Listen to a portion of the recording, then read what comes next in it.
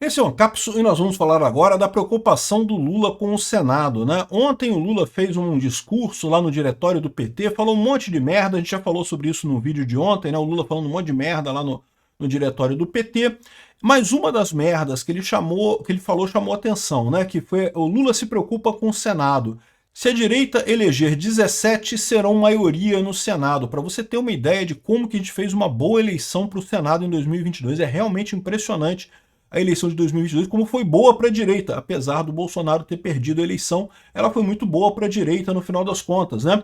E a situação é que a gente tem uma proximidade muito grande disso daqui, né?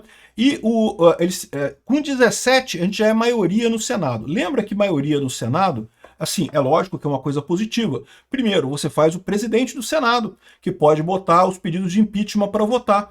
Então, maioria já é uma coisa ótima, né? Mas para aprovar o impeachment de ministro do Supremo, a gente tem que ter mais do que a maioria, a gente tem que eleger mais gente ainda para o Senado para poder garantir uma maioria sólida, 2/3 de maioria, que a gente aprova o impeachment, tira o Xandão, tira o Dino, tira o Zanin, tira todo mundo de lá, se for o caso, né? E o Lula está apavorado com isso. Isso é um ponto que ele colocou lá e que eles estão vendo que é o grande problema dessa história toda. Essa notícia foi sugerida por o melhor sugestor de pautas desse canal, Max Ray, e várias outras pessoas. Obrigado aí ao pessoal que sugeriu notícias lá no nosso site, no visãolibertaria.com, e obrigado a você que está assistindo o nosso vídeo. Se você gosta do nosso conteúdo, por favor, deixe o seu like, se inscreva aqui no canal, né?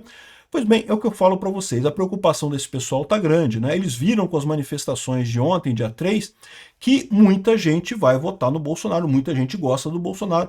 Lembra, todo esse processo que eles estão fazendo contra o Bolsonaro não é para prender Bolsonaro. Se fosse para prender Bolsonaro, eles já tinham prendido o Bolsonaro. É a coisa mais fácil do mundo. O Alexandre de Moraes já prendeu um monte de gente sem ter absolutamente nenhum motivo. Eu não estou dizendo que o Bolsonaro tem motivos para ser preso, não é isso que eu estou dizendo.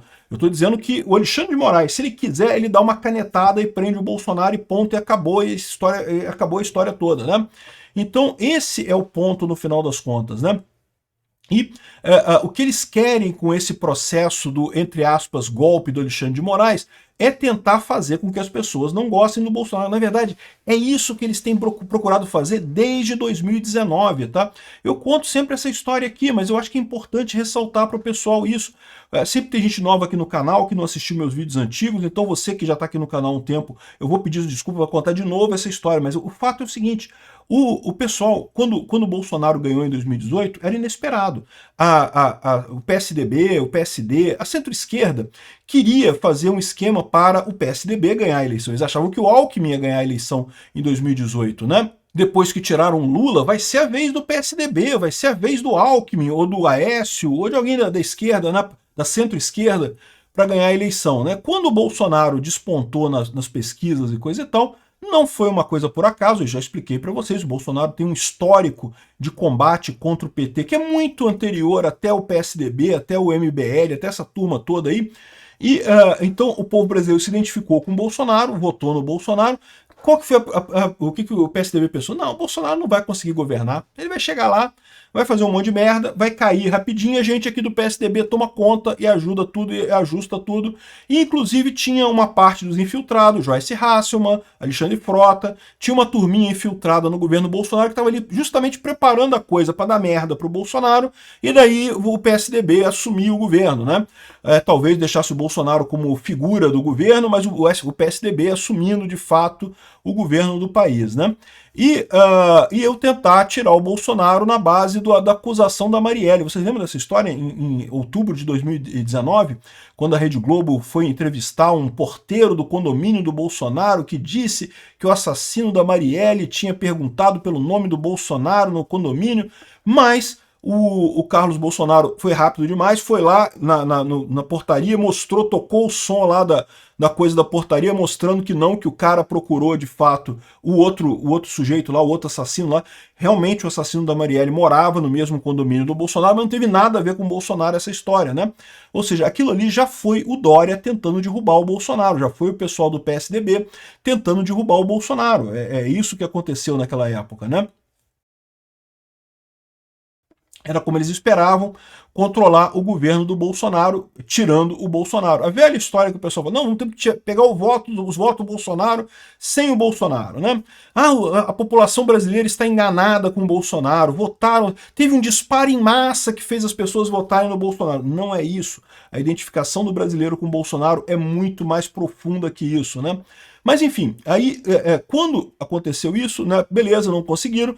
Aí quando começou a pandemia em 2020, ele, não, agora o Bolsonaro cai. Não, a pandemia, porra, até um presidente popular teria problemas numa pandemia. Então o Bolsonaro vai se ferrar nessa pandemia. Agora pronto, agora o Dória vai fazer a vacina do Dória e agora o Dória vai ser o grande campeão das vacinas e coisa e tal. E deu o que deu, né? Ou seja, o Bolsonaro não caiu, continuou forte no governo.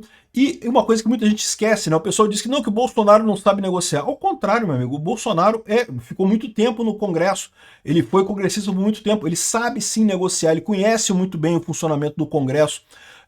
Então ele conseguiu sim se manter sem problema nenhum, não teve em nenhum momento ameaçado de nada, embora tenham tentado fazer o impeachment dele de todas as formas possíveis, né?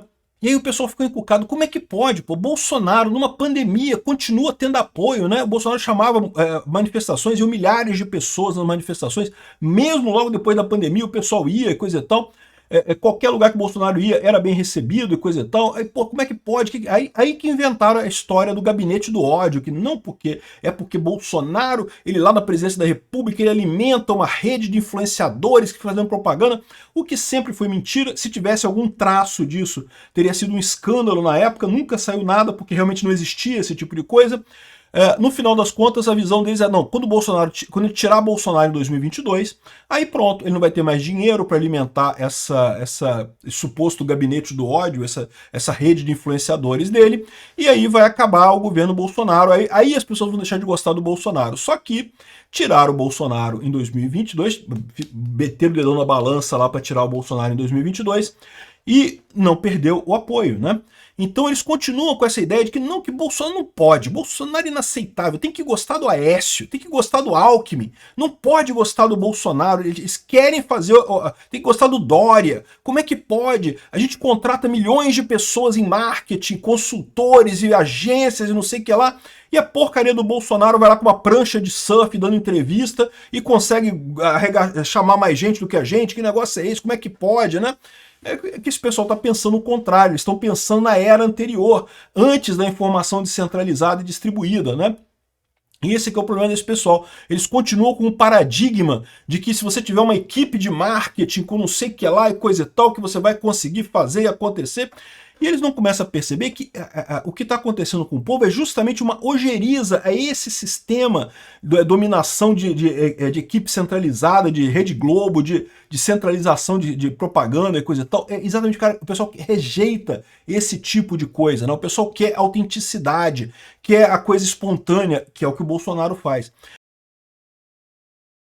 Então, quando eles tiraram o Bolsonaro em 2022 e ele não perdeu apoio, aí o pessoal apavorou. Não, como é que a gente vai fazer para tirar o apoio do Bolsonaro? Aí acusaram ele de importunação de baleia, roubo de mexerica, sei lá o quê, de falsificação de cartão de vacina, um monte de coisa que não tinha lógica nenhuma, né? Nada de nada, e não conseguiam tirar a popularidade do Bolsonaro. Aí inventaram a história do golpe, porque... Vamos combinar, não teve nada naquele negócio, né? O protesto do dia 8 de janeiro foi um protesto que deu errado, evidentemente, mas não teve nada de golpe, não tinha nenhuma chance de acontecer golpe ali, né? Mas inventaram o golpe do Bolsonaro, decidiram que vão condenar Bolsonaro. Esse é o plano do PSDB, do PSD, da galera com dinheiro do Dória, da galera com dinheiro ali do PSDB, que tá abastecendo Alexandre de Moraes para ele condenar o Bolsonaro, porque aí eles conseguem a terceira via. Não que aí a gente vai ter a terceira via, que vai ser uma maravilha, que vai aparecer o Aécio, vai aparecer o Dória e vai ganhar a eleição brasileira em 2026 porque não vai ter o Bolsonaro. E não vai acontecer isso, a gente sabe que não vai acontecer isso, né? E aí, esse pessoal agora viu que deu problema, né? Ainda mais agora eles viram que deu problema.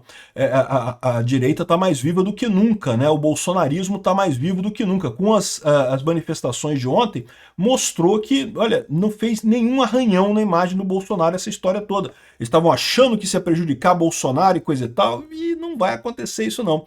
Agora, o Lula está apavorado com a questão do Senado. Porque é o que eu falo para vocês, a solução desse problema todo sempre esteve aqui no Brasil mesmo. A gente não precisava do Trump. Se o Trump não fizesse nada, a gente conseguiria resolver esse troço do mesmo jeito.